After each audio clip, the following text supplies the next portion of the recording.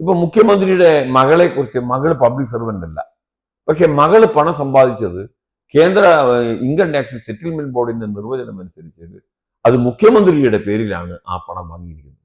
അപ്പൊ ഇപ്പൊ ഒരു വില്ലേജ് ഓഫീസറിൽ നിന്ന്, വില്ലേജ് ഓഫീസറെ ഭാര്യയിൽ നിന്ന് 1 കോടി രൂപ കണ്ടെടുത്തു.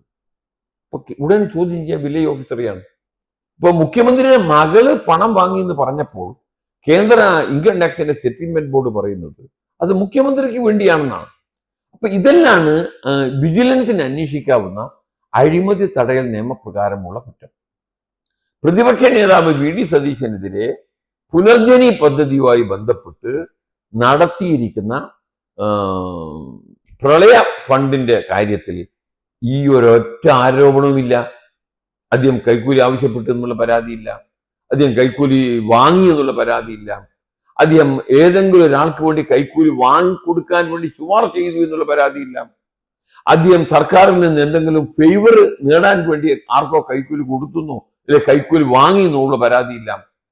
അദ്ദേഹം വരവിൽ കവിഞ്ഞ സ്വത്ത് സമ്പാദിച്ചു എന്നുള്ള പരാതിയുമില്ല, അദ്ദേഹത്തിന്റെ കുടുംബക്കാരോ വരവിൽ കവിഞ്ഞ സ്വത്ത് സമ്പാദിച്ചു എന്ന പരാതിയുമില്ല.